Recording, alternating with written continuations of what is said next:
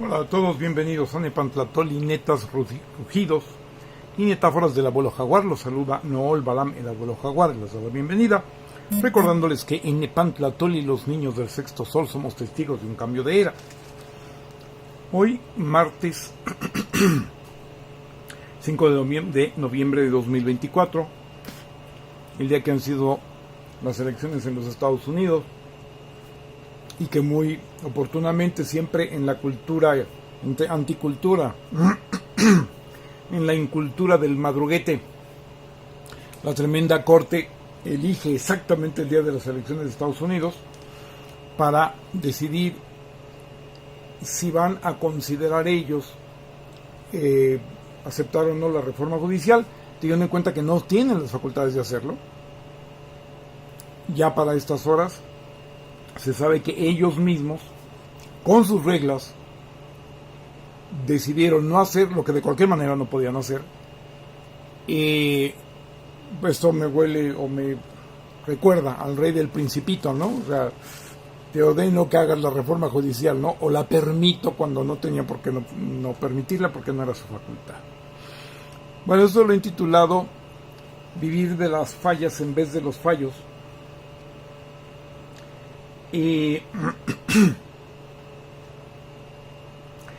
Hay un ministro que toma a orgullo no ceder ante el clamor de la mayoría, ¿sí? Esto en democracia es una subversión. No solo son golpistas técnicamente, etcétera, etcétera, etcétera, sino que además en realidad eso es subversivo, porque el soberano es el pueblo.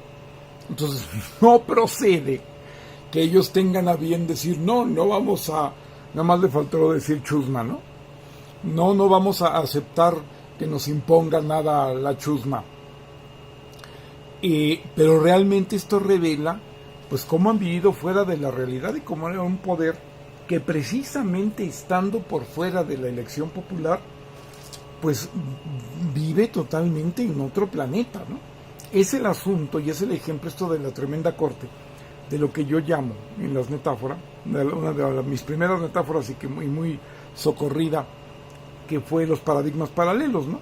Cada quien ve las cosas como quiere, eso aparentemente sería como una obviedad, ¿no?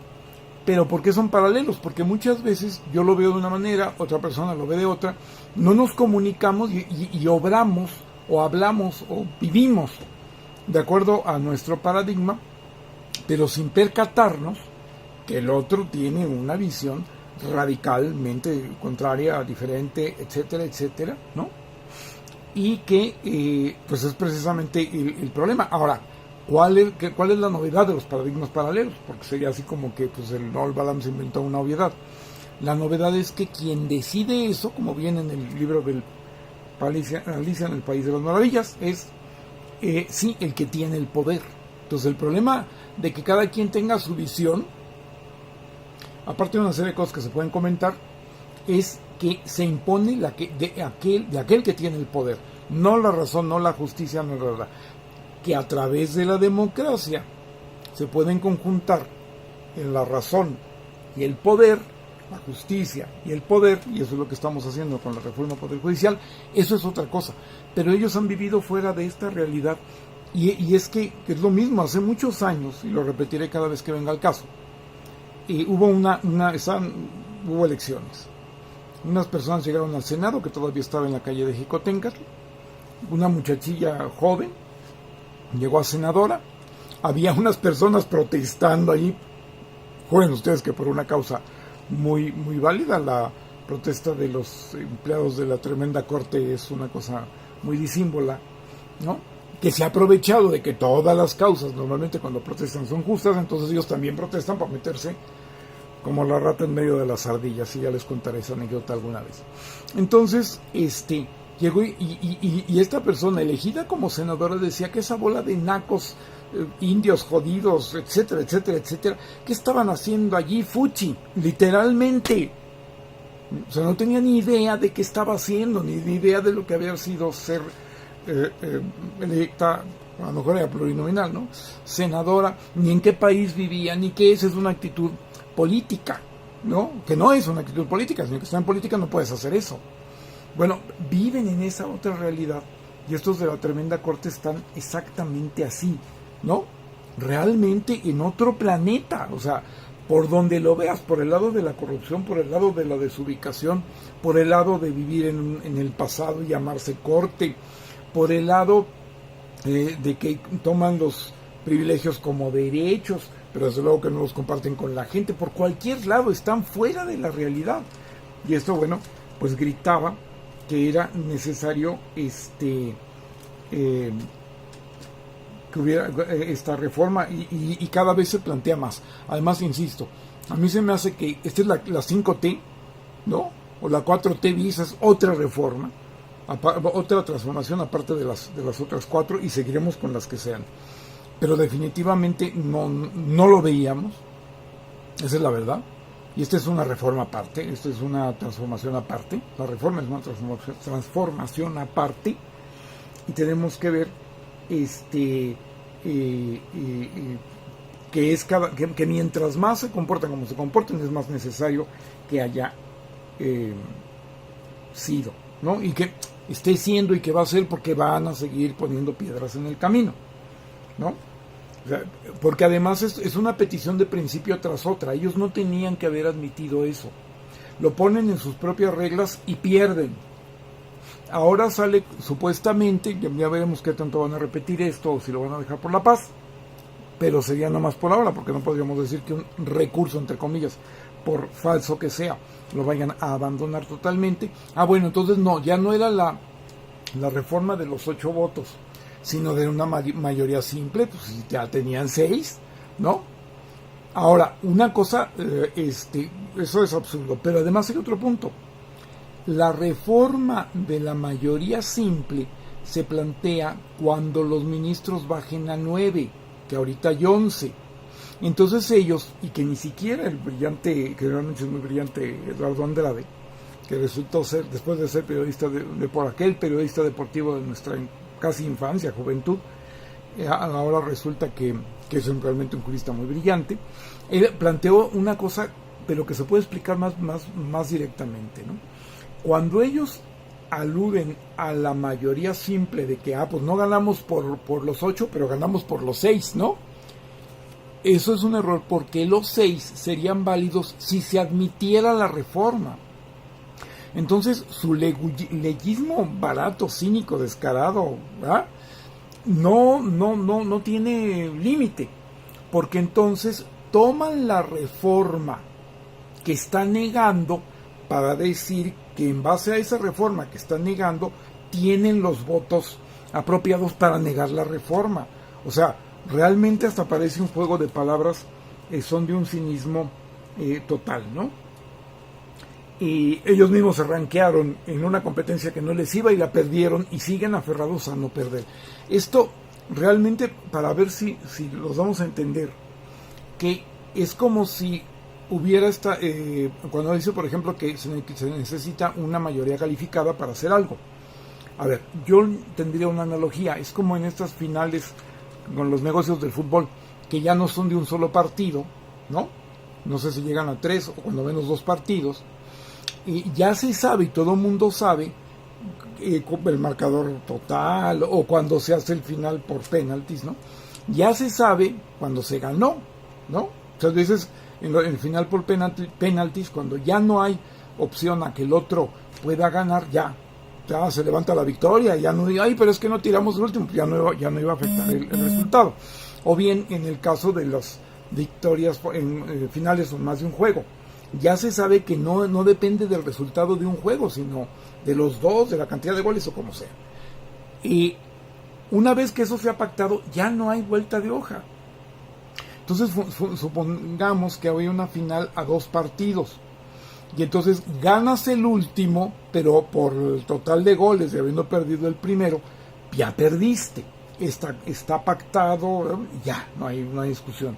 Pero no, ganamos el último y el último es el que vale. O sea, así en ese grado están. O sea, realmente ya es infantil, ¿no?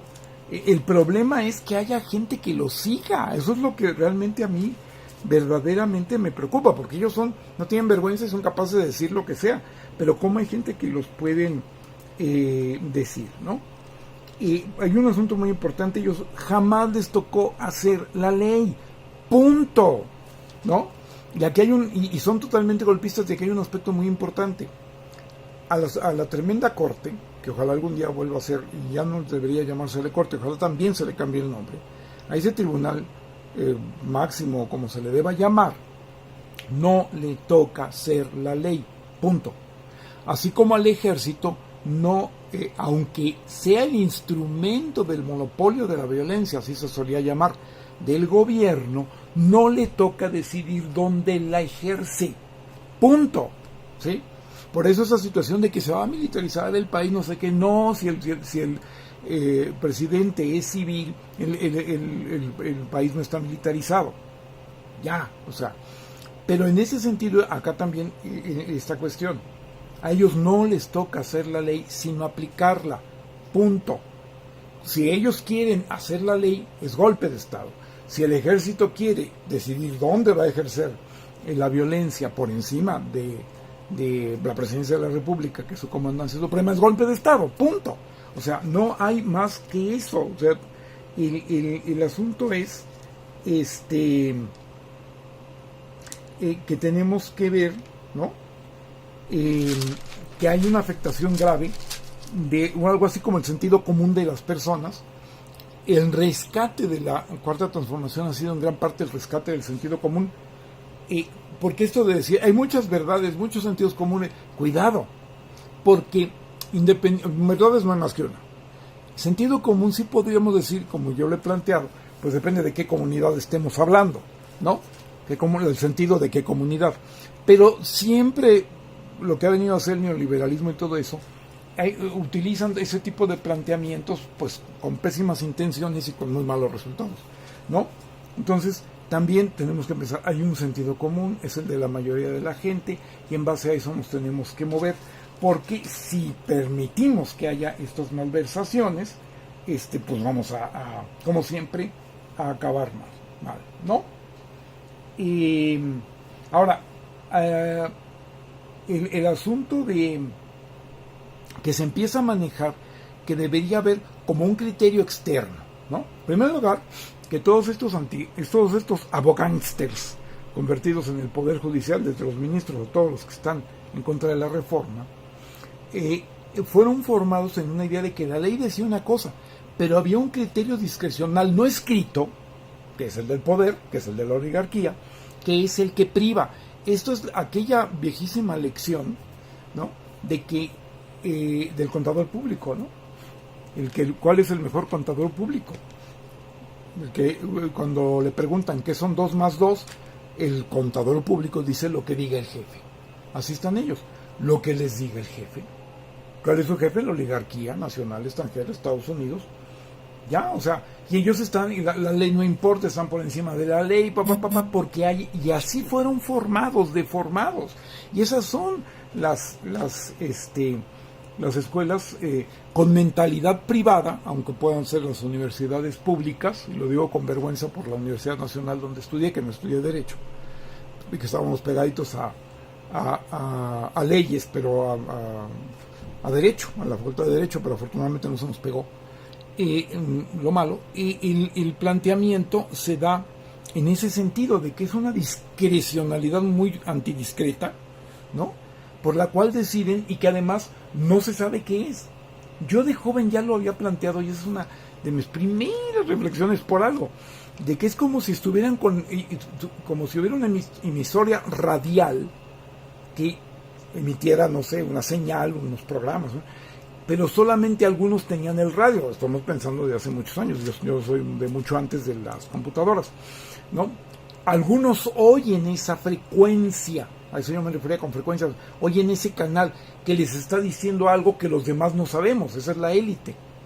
Y entonces obran caprichosamente contra la ley, contra la justicia, contra la democracia y contra lo que sea, ¿no? Contra la razón, el derecho, lo que sea, la decencia, contra lo que sea, porque así se les está indicando, pero nosotros no oímos esos mismos programas de esa misma emisora y estamos como perdidos en el espacio, mientras ellos saben perfectamente que hay una coherencia aparente, o sea, una incoherencia real, pero una supuesta coherencia en lo que hacen y ellos están tranquilos.